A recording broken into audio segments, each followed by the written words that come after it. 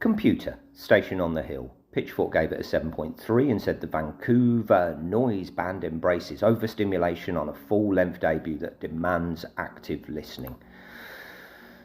Yeah, now that's a way to grab your ears at the start. You know, it's not easy to sound fresh and original in any genre, but, you know, indie's probably the hardest, but this really did.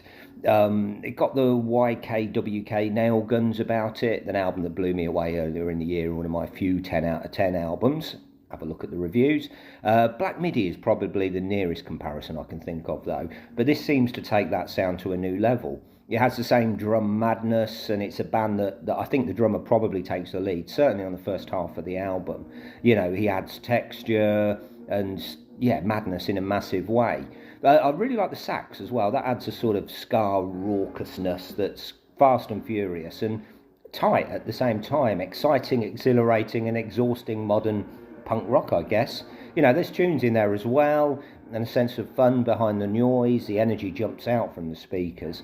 Can't really have a better first impression than that. Track 3 slows things down a little bit, quite unexpectedly, and it's good to hear that there is some variation on the album. You hear the indiness a bit more, starting off sounding a bit like low and building to a crescendo of, I don't know, parquet courts at their noisiest.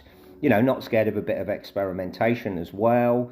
The picture has a bit of an electronic beat that's quite rapturesque, but the Killers kept coming to mind. I mean, they're more indie than that, but yeah, if the Killers let themselves go, you know, perhaps they would sound a bit like this. There's some real beauty in the chaos.